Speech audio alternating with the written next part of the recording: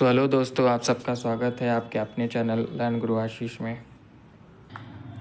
दोस्तों, आज फिर हम लोग साइंस के कुछ इम्पोर्टेंट क्वेश्चंस देखेंगे जो कि अभी कंटिन्यू हैं और कंटिन्यू रहने वाले हैं। जैसा कि मैंने आपको प्रीवियस वीडियो में भी कहा है कि अभी railway, ALP technician, RPF, SI constable और टेक्नीशियन और जितने भी अभी रेलवे के जो भी एग्ज़ाम अपकमिंग है उससे रिलेटेड साइंस के जो इम्पोर्टेंट क्वेश्चन हैं जो 20 नंबर के आएंगे,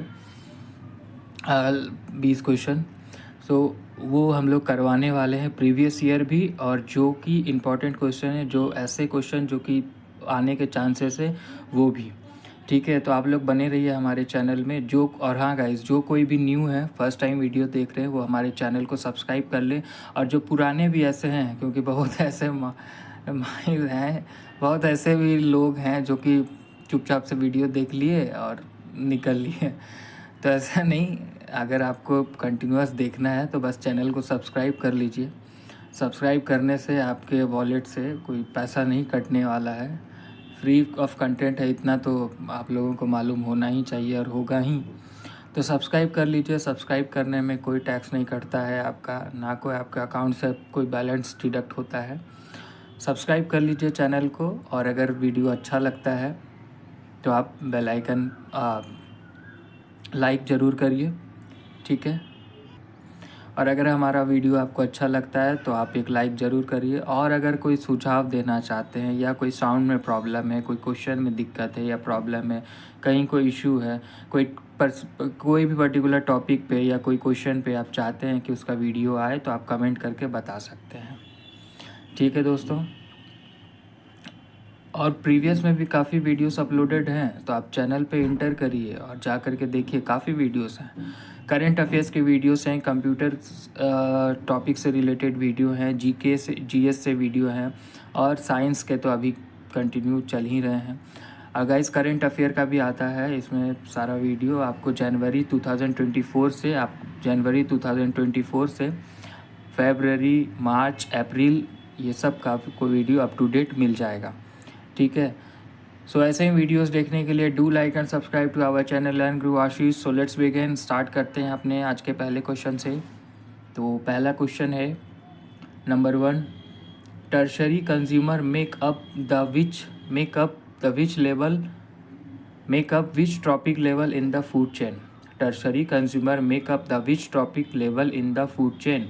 तृतीयक उपभोक्ता खाद्य श्रृंखला में कौन सा पोषी स्तर बनाते हैं। ऑप्शन ए। तृतीयक उपभोक्ता खाद्य श्रृंखला में कौन सा पोषी स्तर बनाते हैं।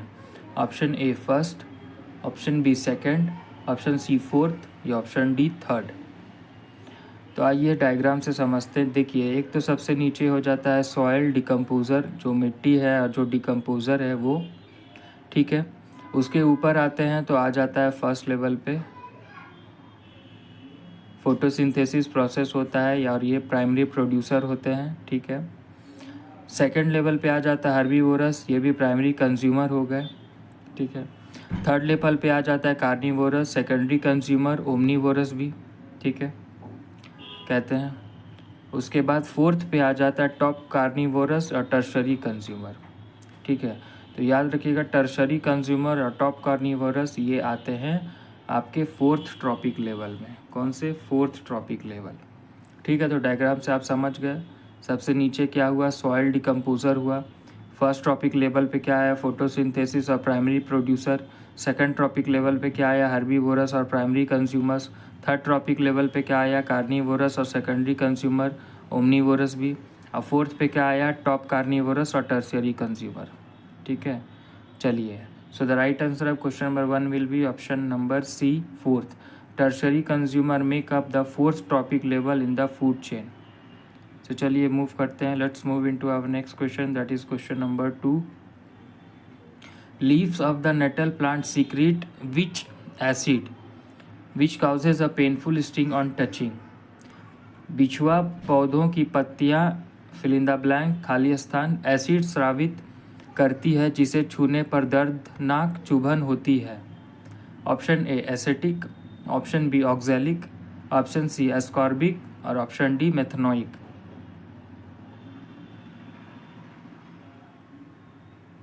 देखिए जो राइट आंसर हो जाएगा ना क्वेश्चन नंबर 2 का, वो हो जाएगा मिथेनोइक एसिड, ठीक है।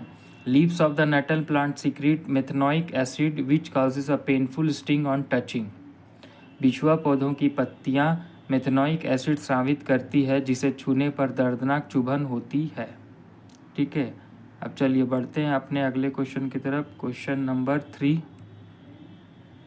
Zika virus disease is caused by a virus transmitted primarily by. Zika virus रोग मुख्य रूप से प्रसारित होने वाले वायरस के कारण होता है। Option A rodents, option B Uranotaenia mosquito, option C Aedes mosquitoes और ऑप्शन डी पिग।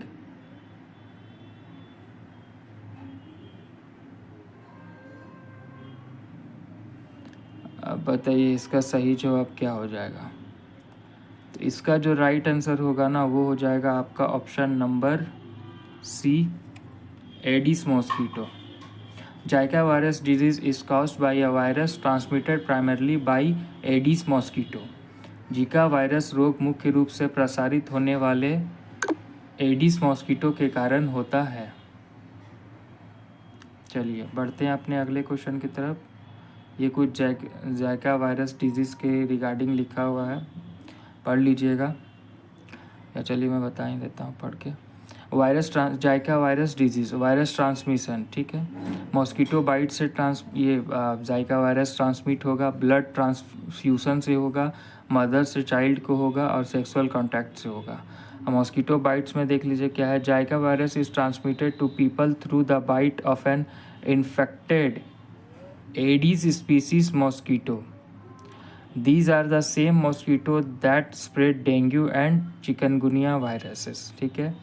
ये वही मॉस्किटो हैं जो कि डेंगू और चिकनगुनिया वायरस को भी स्प्रेड करते हैं, बीमारी को स्प्रेड करते हैं। अब है blood transfusion. There have been multiple reports of blood transfusion transmission cases. फिर mother to child, a mother already infected with Zika virus near the time of delivery can pass on the virus to her newborn around the time of birth. अब sexual contact, Zika virus can be spread by a man to his sex partners. The virus is present in semen longer than in blood. अच्छा, जो virus होता है वो सीमेन में blood के comparison में ज़्यादा देर तक रहता है, ठीक है। चलिए अब बढ़ते हैं अपने अगले क्वेश्चन की तरफ। Let's move into our next question. Question number 4. Nephritis is a medical condition that affects the. Nephritis एक चिकित्सक स्थिति है जो किसके द्वारा प्राप्त को प्रभावित करती है। Option A kidney, option B heart, option C brain या ऑप्शन डी मसल्स जॉइंट। देखिए इमेज देख के शायद आपको समझ में आ गया होगा कि अगर नेफ्राइटिस है, अगर बहुत लोगों ने नाम नहीं सुना होगा, ऐसे नेफ्रॉन नेफ्राइटिस सुने हुए हैं, तो ये आपको साउंड करता है जैसे ये किडनी से संबंधित है, ठीक है। और यहाँ दोनों किडनी भी बना हुआ है। अब नेफ्राइटिस देखिए ये मेडिकल कंटेक्स्ट का कंडीशन है जो कि मसल ब्रेन और हार्ट से तो नहीं है ये लिंक हो रहा है, तो ये हो रहा है किडनी से। तो nephritis is a medical condition that affects the kidney. Nephritis एक चिकित्सक स्थिति है जो किडनी के प्राप्त को प्रभावित करती है। चलिए अब बढ़ते हैं अपने अगले क्वेश्चन की तरफ।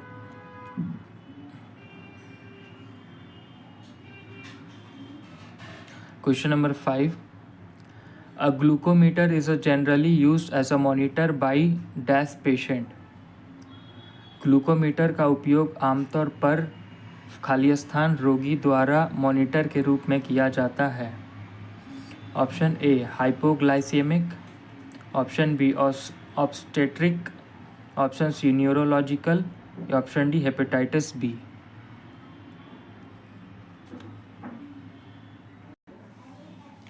सो देखिए इसका जो सही जवाब हो जाएगा ना, वो हो जाएगा ऑप्शन नंबर ए, ठीक है, हाइपोग्लाइसेमिक। जो glucometer is generally use as a monitor by hypoglycaemic patient. Glucometer का उपयोग आमतौर पर हाइपोग्लाइसेमिक रोगी द्वारा मॉनिटर के रूप में किया जाता है। ठीक है, चलिए बढ़ते हैं अपने अगले क्वेश्चन की तरफ। इमेज में देख लीजिए, जो भी डायबिटिक पेशेंट है वो इस तरीके से ही अपना चेकअप करते हैं कि उनमें मतलब शुगर का लेवल बढ़ गया है या कम है। चलिए बढ़ते हैं अपने अगले क्वेश्चन की तरफ। Question number 6, diseases like dysentery and malaria are caused by. पेचिस और मलेरिया जैसी बीमारियां किसके कारण होती है? Option A virus, option B bacteria, option C protozoa या ऑप्शन डी फंजाई। तो देखिए, जो डिजीजेस लाइक जैसे डिसेंट्री है या फिर मलेरिया है, ये सब ना प्रोटोजोआ के कारण होता है। ठीक है, पेचिस और मलेरिया जैसी बीमारियां प्रोटोजोआ के कारण होती है।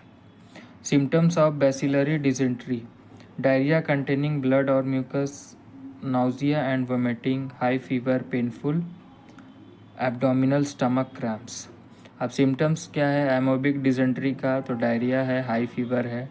Symptoms of amoebic dysentery: diarrhoea, high fever, nausea and vomiting, weight loss, upset stomach. चलिए पढ़ते हैं आप। The right answer of question number 6 will be option number C, protozoa. Now let's move into our next question. Question number 7. The process of taking in of air rich in oxygen into the body is called. Oxygen युक्त वायु को शरीर में ग्रहण करने की प्रक्रिया कहलाती है? Option A inhalation, option B exhalation, option C flotation या ऑप्शन डी एक्सप्लोरेशन। अब बात वही सिंपल है कि ऑक्सीजन को ग्रहण करने का प्रक्रिया क्या कहलाती है। The process of taking oxygen into the body. Oxygen body में कैसे लेते हैं? पानी से, हाँ, सांस लेने से। और सांस लेने को क्या कहते हैं? इनहेलेशन। वही चीज़ है, बस इसको घुमा दिया है लंबा चौड़ा, बाकी आंसर वही है, इनहेलेशन।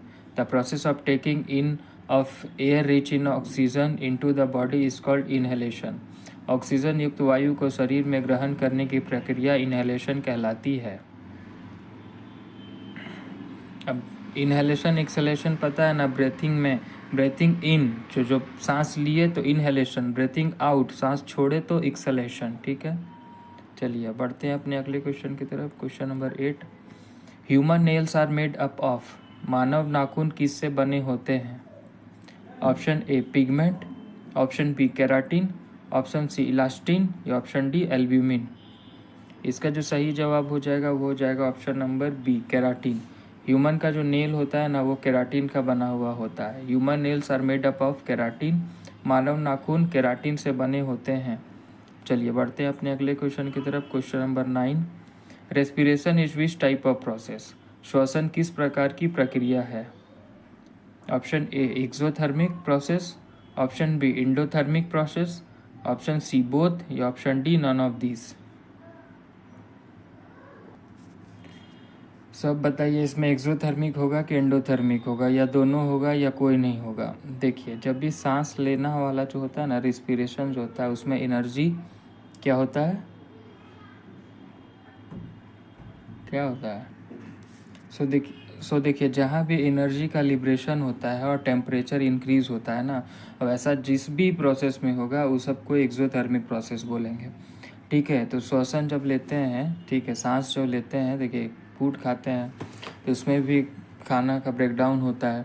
ठीक है, और उससे क्या रिलीज़ करता है? एनर्जी मिलता है, एनर्जी रिलीज़ करता है। यहाँ पे भी क्या होता है, जो सांस लेते हैं तो उसमें ये लिब्रेशन हो रहा है एनर्जी का। ठीक है, और टेम्परेचर क्या कर रहा है? इंक्रीज़ कर रहा है। और ये जो रिस्पिरेशन प्रोसेस है, यही प्रोसेस है, एक्सोथर्मिक प्रोसेस है। इसमें जहाँ भी लिब्रेशन होगा एनर्जी का, ठीक है, और टेम्परेचर का इंक्रीज़ होगा, वो होगा एक्सोथर्मिक प्रोसेस। ठीक है, चलिए बढ़ते हैं अपने अगले क्वेश्चन की तरफ। Question number 10, the plant that behaves as a root parasite is. वह पौधा जो जड़ परजीवी की तरह व्यवहार करता है। Option A Cuscuta, option B Euphorbia, option C Ficus या ऑप्शन डी सेंटलम। देखिए, इसका जो सही जवाब हो जाएगा ना, वो हो जाएगा option number A Cuscuta. The plant that behaves as a root parasite is option number A Cuscuta. ठीक है, चलिए बढ़ते हैं अपने अगले क्वेश्चन की तरफ। Question number 11, the outer skin of most of the crustaceans are made up of a carbohydrate. This carbohydrate is, अधिकांश क्रिस्टियंस की बाहरी त्वचा कार्बोहाइड्रेट से बनी होती है, यह कार्बोहाइड्रेट है।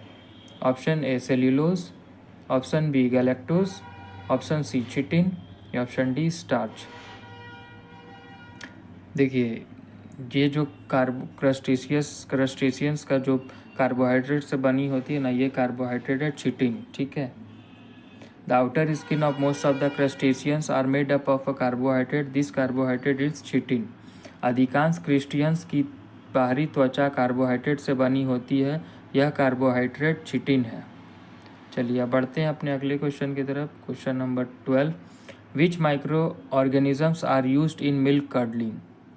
कौन सी सूक्ष्मजीव का उपयोग दूध को जमाने में किया जाता है। Option A Acetobacter, option B Lactobacillus, option C Bacillus या ऑप्शन डी ल्यूकोनोस्टक। देखिए, जो सही जवाब हो जाएगा ना ऑप्शन नंबर क्वेश्चन नंबर 12 का, वो हो जाएगा option number B lactobacillus. Lactobacillus acidophilus ये क्या करता है, दही को जमाने में मदद करता है। योगर्ट इंग्लिश में दही को कहते हैं। ठीक है,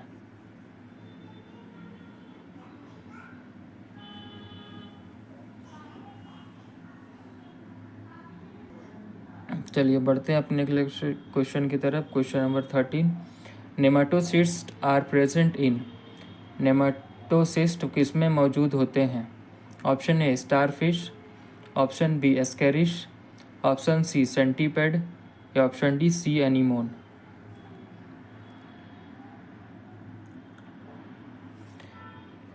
देखिए, नेमाटोसिस्ट जो होता है ना, ये प्रेजेंट होते हैं आपका सी एनीमोन में। ठीक है, nematocyst are present in sea anemone. Nematocyst sea anemone में मौजूद होते हैं।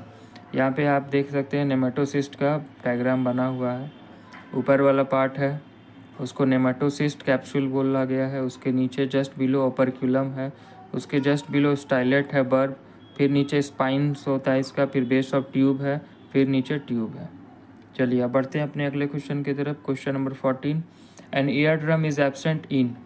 कान का पर्दा किन में अनुपस्थित होता है। Option A snakes, option B turtle, option C toads या ऑप्शन डी ट्विटर। कान का पर्दा होता है ना, ये आपका स्नेक्स में क्या होता है, अनुपस्थित होता है। ठीक है, स्नेक्स। तो जो सही आंसर हो जाएगा वो हो जाएगा option number A snakes. An ear drum is absent in snakes. कान का पर्दा स्नेक्स में अनुपस्थित होता है।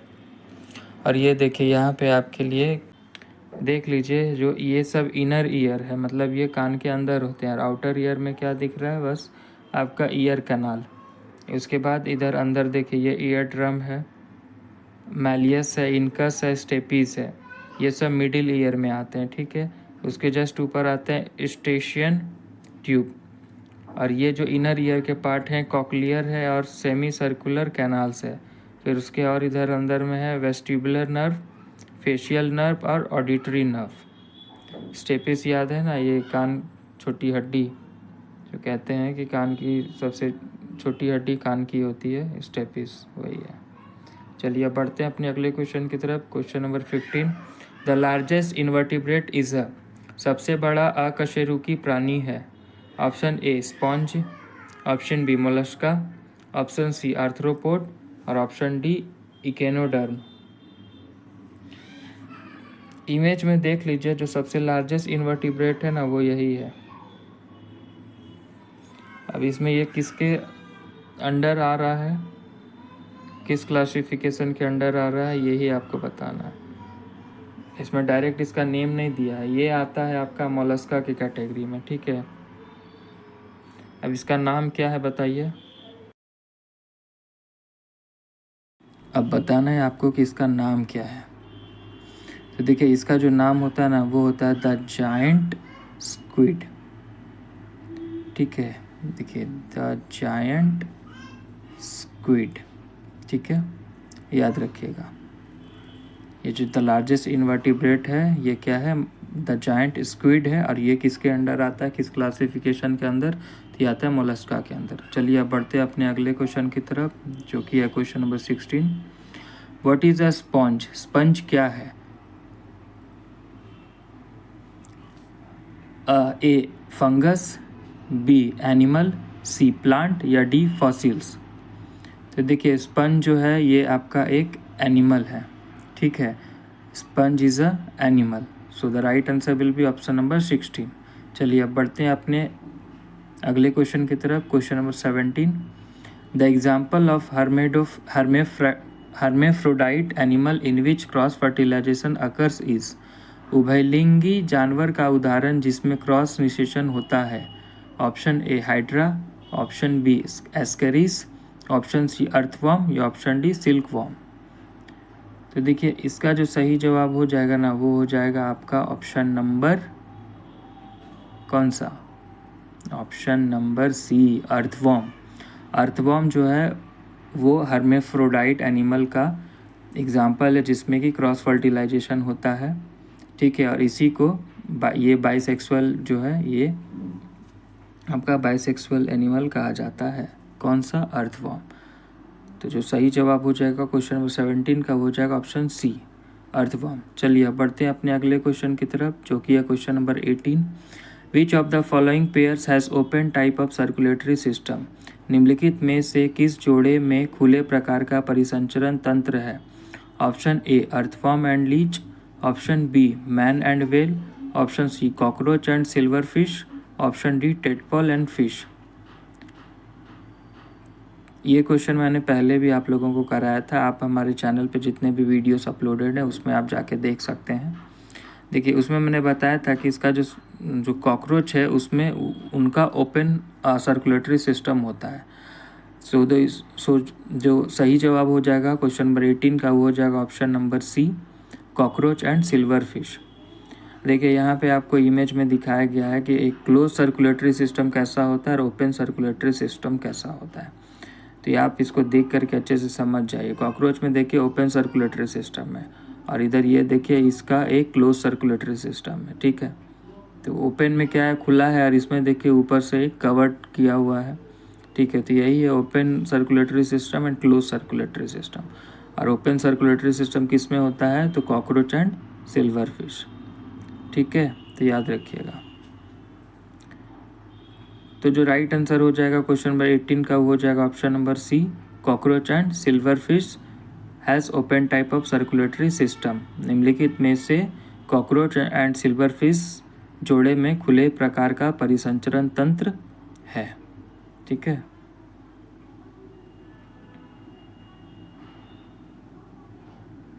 ये सब काफ़ी इम्पोर्टेंट क्वेश्चन होते हैं, ठीक है, यही सब घुमा फिरा के पूछे जाते हैं और बार बार पूछे जाते हैं।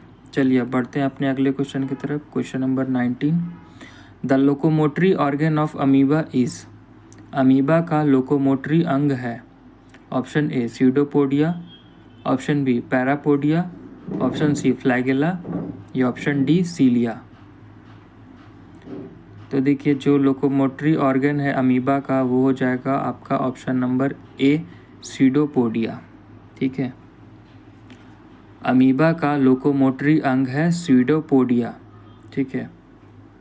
तो जो सही जवाब हो जाएगा क्वेश्चन नंबर 19 का, वो हो जाएगा आपका ऑप्शन नंबर ए स्यूडोपोडिया। यही लोकोमोटरी ऑर्गन होता है अमीबा का, ठीक है। अमीबा का लोकोमोटरी अंग है आपका स्यूडोपोडिया, याद रखिएगा। तो दोस्त ऐसे ही वीडियोस देखने के लिए हमारे चैनल को सब्सक्राइब कर लो, जितने भी आप लोग न्यू हैं। यहाँ पे काफ़ी इंपॉर्टेंट क्वेश्चन कराए जा रहे हैं आपके रेलवे के एग्ज़ाम से रिलेटेड, ठीक है। तो चलिए अब बढ़ते हैं अपने अगले क्वेश्चन की तरफ, जो कि हो जाएगा आपका क्वेश्चन नंबर 20, ठीक है। 19 क्वेश्चन तक हम लोगों ने कंप्लीट कर लिया। अब ये है आखिरी question, question number 20। The most adaptable and versatile of all micro organism are. सभी सूक्ष्म जीवों में सबसे अधिक अनुकूलनीय और बहुमुखी है। Option A virus, option B bacteria, option C algae, या ऑप्शन डी फंजाई। तो देखिए इसका जो सही जवाब हो जाएगा ना, वो हो जाएगा आपका option number A, virus.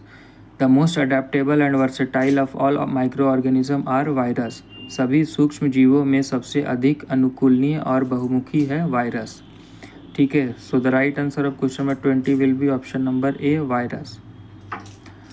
So दोस्तों, आज जो 20 क्वेश्चन का सेट था वो यहीं पे समाप्त हुआ। I hope you like the video.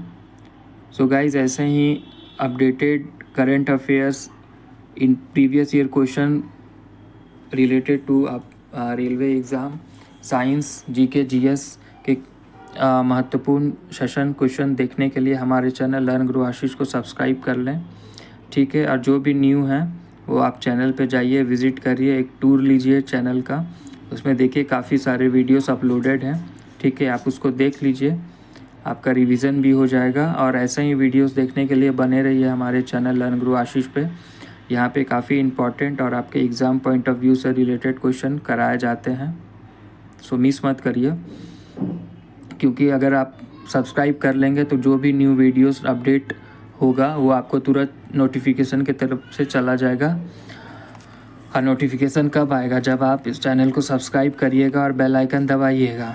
ठीक है, तो सब्सक्राइब कर लीजिए, बेल आइकन दबा दीजिए, ताकि पल पल का अपडेट आपको मिलते रहे। ठीक है, और बने रहिए हमारे चैनल पे। यहाँ कोई कॉस्ट नहीं लगता है आपको, बस एक सब्सक्राइब करिए, एक लाइक कर दीजिए। और अगर आपको अच्छा लगता है तो आप कमेंट करके अपना सुझाव दीजिए। अगर किसी पर्टिकुलर टॉपिक पे आप वीडियो चाहते हैं तो आप कमेंट करके हमें बता सकते हैं। ठीक है गाइज़, शॉर्ट वीडियो होता है, ज़्यादा लंबा 1-1.5 घंटे का नहीं है। फालतू का बकवास करके वीडियो को खींचा नहीं जाता है। टू द पॉइंट क्वेश्चन कराया जाता है जो आपके एग्ज़ाम पॉइंट ऑफ व्यू से रिलेटेड है। सो दोस्तों, मिलते हैं अब अपने अगले वीडियो में। तब तक के लिए गुड बाय।